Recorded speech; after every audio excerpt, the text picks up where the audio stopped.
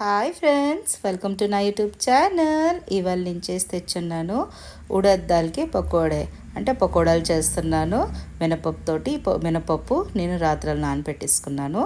తర్వాత నీళ్ళు చేసుకున్నాను. లేకపోతే 4-5 గంటలైనా మీరు చక్కగా కడుక్కొని నానబెట్టుకొని దీనికి చక్కగా గారెల పిండిలాగా థిక్గా రుబ్బుకోవాలి. చూడండి ఇలాగా కొంచెం కొంచెం నీరు వేసుకుంటూ చక్కగా తిక్కుగా రుబ్బుకోవాలి.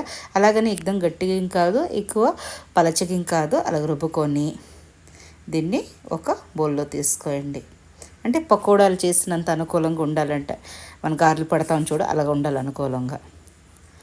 ఇది 1 కప్పున్నర తీసుకుంటున్నాను మినపప్పు.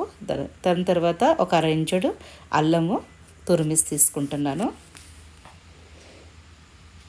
దాని తర్వాత దీనిలో వేస్తున్నాను రైస్ ఫ్లోర్, తర్వాత ఉప్పు, మళ్ళీ 1 చెంచాడు జీలకర్ర, ఆనియను, పచ్చిమిరపకాయలు, కరివేపాకు ఉన్న కొత్తిమీర. దాని తర్వాత 1/2 చెంచాడు కంటే చాలా 2 చిటికూడ్లంతా అప్పడాల కారం వేసుకుంటున్నాను. బియ్యం పిండి వేసుకున్నాను 4 చెంచాలు, రైస్ ఫ్లోర్ అని చెప్పాను కదా. వేసుకున్న తర్వాత దీన్ని బాగా కలుపుకోవాలి.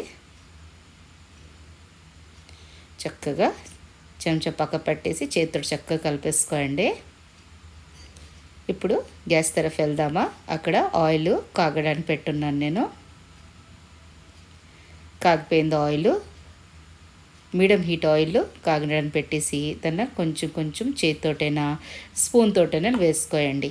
పకోడాలు అంటున్నది దీనిలోనే బేసన్ వేయలేదు, శనగపిండి వేయలేదు అనుకుంటున్నారా? ఇది నేను బియ్యం పిండితో చేస్తున్నాను. చాలా క్రిస్పీ, చాలా టేస్టీ వస్తుంది.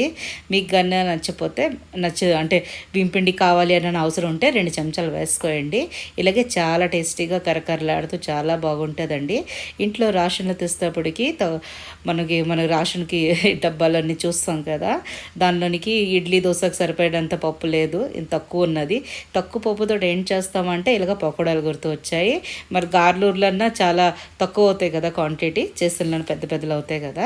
అలాగే పకోడాలు చేసుకుంటే బియ్యం పిండి అందరింట్లోనూ అవైలబుల్గా ఉంటాయి.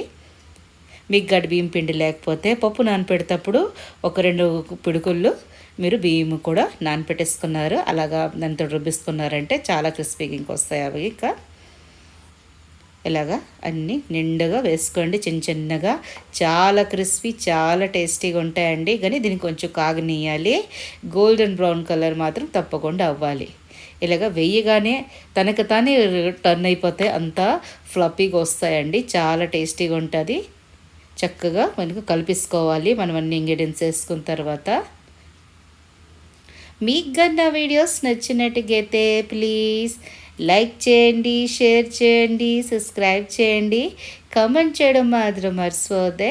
ఎలా రెడీ అయింది మీతోటి కూడా ఉడద్ దాల్కి పకోడీకి రెసిపీ. చాలా టేస్టీగా కరకరలాడుతూ మార్నింగ్ టిఫిన్కైనా ఈవినింగ్ స్నాక్స్కైనా చాలా బాగుంటాయి. మా అబ్బాయికి ఎప్పుడు నేను ఇంట్లో గారెలు చేస్తూ ఉంటాం కదా, దసరాకి సంక్రాంతికైనా. వాడికి గారెలు నచ్చవు. ఇలాగ మమ్మీ ఇసుక పకోడా చేసే బనాదు అంటే చిన్న ఇలాగ పకోడాలా చేసేయండి అంటుంటాడు. గారెల కంటే ఇవి చాలా క్రిస్పీగా వస్తాయి. గారెలు కొంచెం సాఫ్ట్గా ఉంటాయి లోన్ కదా.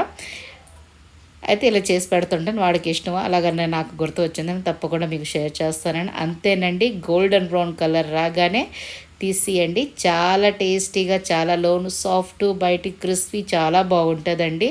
తప్పకుండా ఒకసారి చేసి చూడండి. తక్కువ మినపప్పుతోటి ఎక్కువ పకోడాలు రెడీ అయిపోతాయి. మీరు దీంతో గ్రీన్ చట్నీ అయినా చాలా సార్లు చూపించున్నాను. గ్రీన్ చట్నీ, షేజ్వాన్ చట్నీ చూపించున్నాను మీకు నేను. దాంట్లో ఎవరితోటైనా తినడం చాలా బాగుంటుంది. ఇంకా ఆనియన్స్ అన్నీ వేస్తున్నాం కదా, దీనిలో నేను చట్నీలు ఇంకా అవసరం లేదు. పెద్దోళ్ళకి అయితే టీతో ఇచ్చేయండి, తీసుకోండి అని. అంతేనండి, రెడీ అయిపోయినాయి. Thanks for watching. Like, share, subscribe my channel.